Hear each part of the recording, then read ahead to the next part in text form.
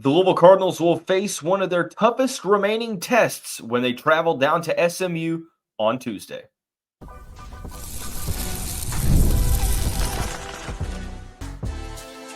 You are Locked On Louisville, your daily podcast on the Louisville Cardinals. Part of the Locked On Podcast Network, your team every day. Card Nation, what's going on, everyone? Welcome into this Tuesday edition of the Locked On, the Louisville podcast. I'm your host, Dalton Pence. This is my fifth year covering the University of Louisville, third year hosting this show. And I want to take the time to personally thank you all for making us your first listen of the day. Just a reminder, show is free and available on all streaming services, 5 days a week, your team every day. This show is brought to you by FanDuel. From the first whistle to the final drive, FanDuel makes the NFL playoffs even more exciting. Right now, new customers can bet $5 and get $300 in bonus bets if you win your first bet. All you have to do, visit FanDuel.com to get started. Louisville's 8-game winning streak is on the line as the Cardinals travel down to Dallas to take on the SMU Mustangs. One of, if not the toughest remaining test on the schedule for the Cardinals. We will discuss what's at stake. We'll explain how this particular matchup and situation is really similar to that of the Pittsburgh matchup just a couple weeks ago. And then we'll talk about how this can boost the resume and why a win against SMU would do wonders for Louisville's net ranking. So pretty interesting matchup. Louisville taking on SMU for the first time as ACC opponents. The programs were in the same conference back in Louisville's lone season in the American Athletic Conference 2013-2014 season, in which Louisville was able to overcome a pretty substantial deficit down on the road and were able to come back and win that game. SMU was one of the better teams in the AAC back then, and they are arguably one of the better teams in the ACC now. SMU coming into this matchup 14-4. They are, looks like, tied for fourth with a 5-2 record. They just beat Miami 117-74. My goodness. Beat Virginia by 2 in the past 2 games, and then Georgia Tech, they had a 22-point victory there as well. So if you've been sort of paying attention to the net rankings and which games Louisville's going to be favored in and much more, I find it pretty interesting that this is the case, but oh well, it is what it is. This is the currently, now everything can change, but as of Monday night, January 20th, this is the only game left on the schedule for the Louisville Cardinals in which the team is not currently going to be favored. The Cardinals opened up as, I think it was a 1.5-point underdog, according to FanDuel, the title sponsor of the show. So you're going on the road, sort of like the Pittsburgh matchup, to where maybe the only thing creating the spread is, who's the home team. That's who we're going to determine who the favorite's going to be, because it's essentially a toss-up, if you will. So the last game that Louisville probably won't be favored in, and there's a lot riding on this matchup. Both teams are looking for a resume boost. The Cardinals are sitting at 29th in the net as of Monday night. SMU is number 35 in the net. So for both of these teams, it's a quad one opportunity. So in the ACC, where you don't have as many opportunities to rack up the resume boosting wins, these types of opportunities have to be cherished and emphasized even more, as opposed to if you're playing in the SEC or the Big 12. The drawback is that you have a chance to rack up some losses because you're playing better teams on a nightly basis, but the benefit is that it does build your resume with the key wins. So looking at this, obviously net ranking is key. Both teams are looking for a resume boosting win. Also, I would argue that conference seeding is important here. The head-to-head situation, this is the only game in which these two teams will square off. They're only playing once this season, so the head-to-head could mean a considerable amount at the end of February, heading into March, heading into the ACC tournament. Currently, Louisville tied for second with Clemson at 7-1 in conference play. Wake Forest is sitting at third and 6-1. SMU and North Carolina both at 5-2. So you could argue both ways. We'll argue from Louisville's side here is that beating SMU, number one, it gives you that head-to-head victory, and that's key.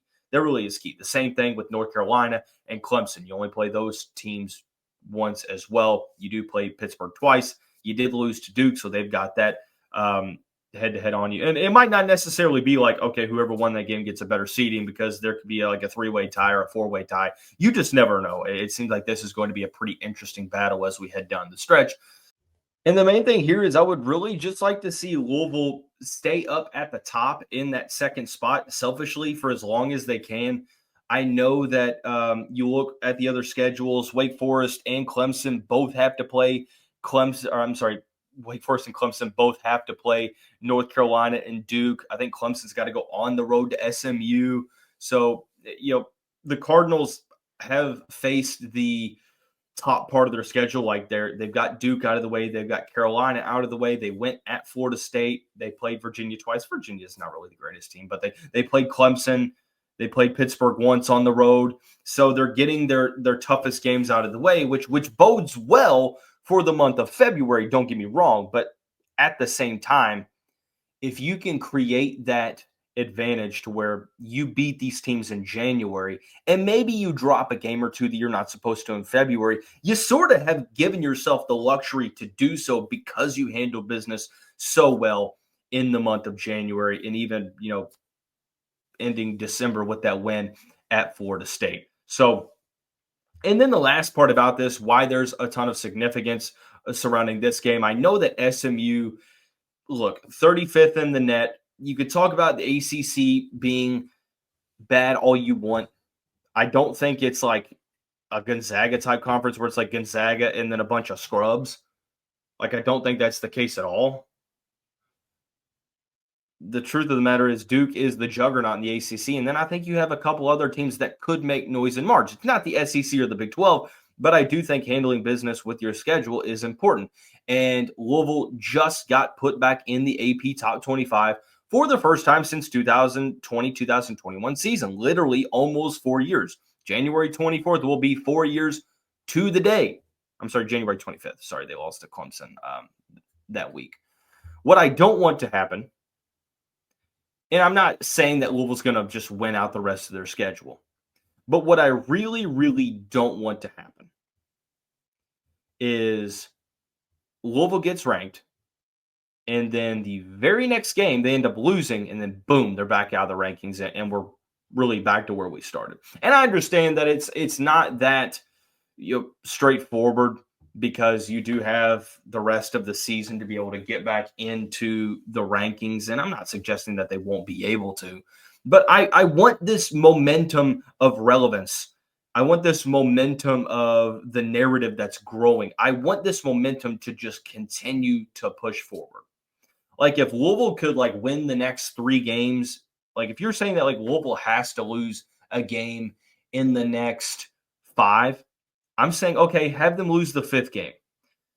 The longer you can go, with this winning streak, the more you're going to push this narrative, the more you're going to build your resume, the more you're going to rise up the rankings. So, okay, you lose, you're just dropping a couple spots in the rankings. And I know that the rankings aren't the end-all be-all, but as we talked about, it's awesome being able to look at the AP Top 25 and ask, where's Louisville? Instead of just going to ESPN, scrolling to the very bottom of the ACC standing and saying, there we are. I think that you can combine a lot of things. But for me, I think it's just a matter of Louisville's ranked. Fantastic. I love it. Really do. Let's defend that. Let's prove to the rest of the country that we're not just, quote unquote, beating up on bad teams. You have one of the toughest tests remaining on your schedule, SMU, a game where you're not favored to win. By the time tip-off rolls around, you may. I mean, you never know which way the lines will go based upon betting. But I do believe that if you can win this game, I mean, you're boosting your resume, you're helping your conference seeding. You are continuing to push the winning streak, and you are just pushing that relevance momentum. That's great. That's fantastic. But I'll be honest with you guys. This matchup is a weird one. SMU is a hard team to really understand. And I've watched SMU this season. There's times where I'm like, oh, this team is good. And then I'm like, what happened? This matchup is really reminiscent of one a couple weeks ago, like scary similar. We'll break it down when we come back on this Tuesday edition of the Locked On Louisville podcast.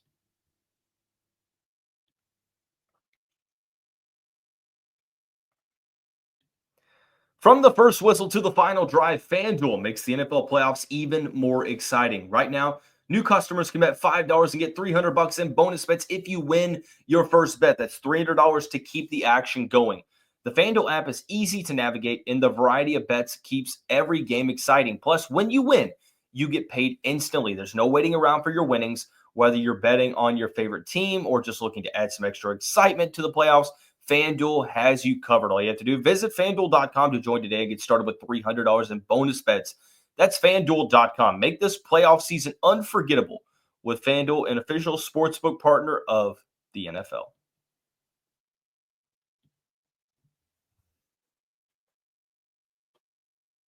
Cardinal fans, I want to thank you all again for making us your first listen of the day. Just a reminder, the show is free and available on all streaming services 5 days a week. Your team every day. Just a heads up, I told you that January is an extremely hectic month. January and February both. For my day job, I was out of town a good portion of last week. I'm actually going out of town again this week, but it's not that long. There just won't be an episode on Wednesday. My plan is to publish an episode later on Thursday evening for both Thursday and Friday. So you will have one more episode after this week. That's why we had a Sunday show. And then Monday, Tuesday, we wanted to preview this matchup too. So there will be another episode. Won't be on Wednesday, unfortunately. Sorry about that. But there will be one Thursday night or Friday morning at the very latest. So just wanted to be transparent and keep you updated with the scheduling of the program. So, but this matchup, SMU, really tough to preview because I don't really understand how good SMU is. They remind me a ton of Pittsburgh a couple weeks ago. Pittsburgh looked like one of the best teams in the ACC. They were winning the games that they were supposed to. But as SMU is right now, and like Pittsburgh was back then, they didn't really have those signature top wins. Like SMU's best wins currently, as of Monday, you have a neutral site 10-point victory against LSU, who's 69th in the net. You have a 17-point neutral site win against 79th in the net Washington State. They're 2-1 in quad 2. They have one loss to Butler. Now, like Pittsburgh, I mean, really good elsewhere, 12-0 in the quad 3 and quad 4 win opportunities. But 0-3 in quad 1. They've got a 5-point home loss to Mississippi State. They have a 27-point loss to Duke and a 15-point loss to North Carolina. And granted, I watched the Duke game. I had to go back and watch the SMU North Carolina game because I was at the end of the Louisville Clemson game, so I had to go back and watch some. SMU, they just didn't. It wasn't good. Lack of better terms, North Carolina looked like the better team. Duke looked like the better team. And look, I know Duke looks like a buzzsaw right now, but North Carolina too. North Carolina beat them. Now you look at who else they beat, also in the ACC. All of their other ACC wins, well, actually all of their ACC wins are quad 3 wins. They beat Virginia by 12 the first time around, and then last week they only beat Virginia on the road by 2. They beat Georgia Tech at home by 22. They beat Boston College 103-77, and then put up 117 on the road down in Coral Gables and beat Miami by a ton. Now, Miami is just continuing to skid. So SMU's conference wins, sitting here right now at 5-2, I mean, their best conference win is who? They have 2 wins over Virginia, Miami, Boston College, and Georgia Tech. Those are the bottom 4 teams in the conference. So you see where I'm coming from. Like Pittsburgh a couple weeks ago, they handled their business against teams they should have, but they didn't get those top wins. So, like the Pittsburgh game, quad 1 opportunity on the road. I don't think, now granted, I don't know too much about the home atmosphere at SMU. I would imagine this is probably one of a decent games. Don't get me wrong. I am a big fan of Andy Enfield. I have been since he was the head coach of FGCU, taking Dunk City to the Sweet 16 back in the 2013 tournament, which was a fantastic tournament, by the way. Remind me who won that tournament. I think it was the Louisville Cardinals. But for whatever reason, it just didn't work out at USC. And it seems like that's sort of a common denominator for coaches. Like coaches don't really succeed all that much at USC. So for whatever reason, things just didn't work. I like what he's done so far this year with the Mustangs in his first season. SMU is sort of similar to Pittsburgh when they play, because the Mustangs also score a ton of points, 84.8 points per game. Now, some of that is skewed by the 100-point outings recently. They put up 98 against Longwood as well, 93 against Georgia Tech. So it might be skewed, but they have currently, as of Monday night, the number 1 scoring offense in the conference. Little Jekyll and Hyde, though, because they're 187th in scoring defense, so they're giving up a considerable amount of points, 71.6. Sort of the same thing with three-point shooting. Really good perimeter shooting team, 20th in the country, about 39%. That's second in the ACC, but 34.2% to their opponents, 241st in three-point defense. And then to conclude, the offensive effectiveness that SMU's had, 22nd in fast break points in the country. That's 15 points per game coming on fast break, second in the ACC. For those that don't know, former Louisville forward Matt Cross is the third leading scorer on the SMU squad. He is number 1 in rebounds with 8 rebounds per game. Boopie Miller, Wake Forest transfer, leads the way, 14.7 points per game. Not really shooting the ball well from, 32% from three-point range. I think it's like 28% at home, which is not good. But Chuck Harris is shooting well. Matt Cross, BJ Edwards, all 3 of those players shoot at least 38% from 3. Not the tallest team. Matt Cross is one of their go-to forwards. They do have a freshman from Turkey, 7'2". He's averaging 10 and basically, let's call it 7 on 56% shooting. So that is going to be a challenge. Let's see if James Scott is going to be able to defend the paint as much as he can. So it's sort of like Pittsburgh, very guard-oriented. They have some difference makers in the front court too, but a lot of this is going to be based upon the guards. So for Louisville, it's going to come down to, I think for starters, you have to get good shot selection and limit turnovers offensively. Those are like key 1A, 1B for every single game, because in times where Louisville struggled offensively, you see those lulls that they have. More often than not, those two are the culprits, one or the other or both collectively. That's the first key for me. I think second is that three-point defense has to be in tune here. And the defense has been better. Like in this 8-game winning streak, Louisville's defense has looked really, really good, and they have made life miserable for the opposing team's number 1 scorer outside of maybe Jalen Lowe from Pittsburgh and Elijah Saunders in that final Virginia game of the season. But J.J. Starling, R.J. Davis, tough nights for both of those guys. If you are able to defend transition and defend the three-point line, I also think that Louisville's going to have to shoot at least decently from 3. Like, I don't think that you can go in and shoot 20 23, 24% and have a good chance to win this game. Like, you have to be able to contend offensively and score points, but the defense is going to have to be good as well. Like I said, I really don't know how to analyze what SMU is doing because the resume isn't as good as I feel like the team is, but we'll see because they also lost to Duke by a lot. They lost to Carolina by a lot. So it's one of those things. You just wait and see. But it's pretty clear to me that I think Louisville needs this win because you look at the rest of the schedule for Louisville and the opportunities to boost your resume, pretty scarce. We'll discuss that when we come back on this final segment of this Tuesday edition of the Locked On Louisville podcast.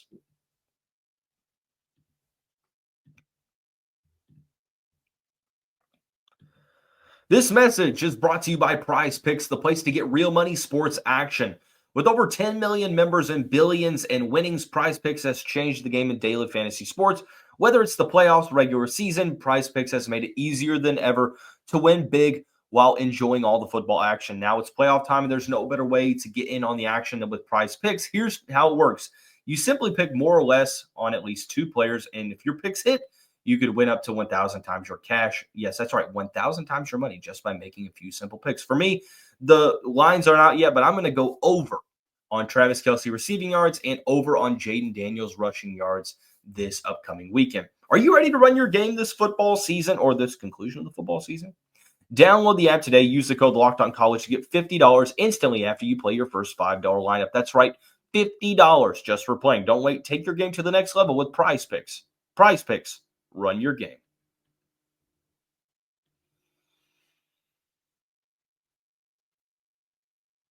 Final segment of the show. Don't forget, last episode before Thursday-ish. There won't be an episode tomorrow. Apologize on that, but I wanted to get as much content as we could in, but we'll recap what happens in this game when we come back on the next episode of the show. But another reason why I say that this is a key opportunity, and I won't say must win, but it can do a lot for your resume. That's because the opportunities to boost that tournament resume kind of scarce in February and March. You have some opportunities. You still have to play Pittsburgh, which is a quad 2 opportunity. You have some more quad 2 opportunities, but this is currently your last quad 1. And I know these rankings change, and maybe you're able to pick up a different opportunity with maybe Florida State coming up soon or Pittsburgh. Who knows? But this is your last quad 1 opportunity. Currently, let's look at where Louisville is. They're 3-5 in quad 1, and then they are 11-0 in quad 2, 3, and 4. So all of their losses are to good teams, and most of their wins are not great teams. Not bad teams either. Some of those quad 2 wins are right there on the border. Like Clemson is currently 31 or 31st in the net. North Carolina is 38th. Indiana is 61st. That was a neutral site game. But looking at this for the remainder, like SMU is the only quad 1 win currently. The rest is like damage control. The rest is do what you can to avoid as many bad losses. That's it. Like winning games on your schedule, the only thing that really does is just add to your win column and make sure you handle business. Because the drawback of that is that you beat some of these bad teams, and some of those bad teams are going to go down, and it could ultimately hurt your net. But if you're winning games, that's really all that matters. So a lot of it isn't really boosting your resume with key wins. It's maintaining your resume without key losses. So after SMU, Wake Forest is a quad 3 opportunity, which is pretty weird to me, but Wake Forest is 77th. There's another quad 3 at Georgia Tech, quad 3 at Boston College, quad 4 at home against Miami. You have currently 3 straight quad 2 games at NC State, at Notre Dame, at home against Florida State, quad 3 at Virginia Tech, quad 2 at home against Pittsburgh, and then you end the year with 2 home quad 3 opportunities against California and Stanford. And like I said, these rankings fluctuate, so I wouldn't get too caught up in like quad 2, 3, 4. The main thing is what I'm trying to point out is that there's not really many quad 1 opportunities left. So getting this win could go a long way. I think Louisville's obviously squarely in the tournament. And I guess we could go into bracketology and maybe see where that would look like currently.